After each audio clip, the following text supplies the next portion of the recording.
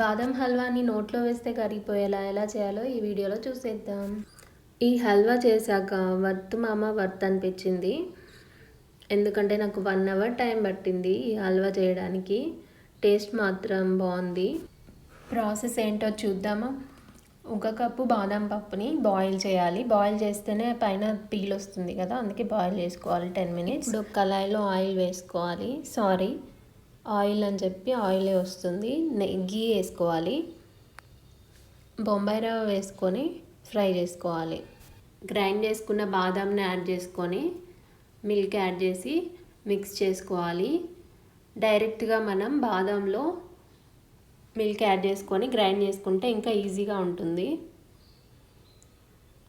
ఇలా గంటతో కలుపుకుంటూ గట్టిగా 1/2 కప్పు షుగర్ వేసుకొని మిక్స్ చేసుకోవాలి.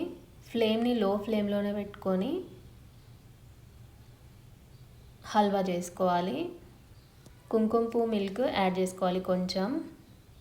నా దగ్గర లేకపోతే నేను ఫుడ్ కలర్ వేసాను. నెక్స్ట్ ఇలా కలుపుకుంటూ గీ యాడ్ చేసుకోవాలి గట్టిగా అయినప్పుడు. ఈ హల్వా చేయడానికి 1/2 కప్పు వరకు గీ పడుతుంది. 1 కప్పు బాదం తీసుకున్నాం కదా, 1/2 కప్పు వరకు గీ పడుతుంది. ఇలా కలుపుకుంటూ హల్వా అనేది గట్టిగా అయినప్పుడు గీ యాడ్ చేసుకోవాలి. మళ్ళీ కలుపుకుంటూ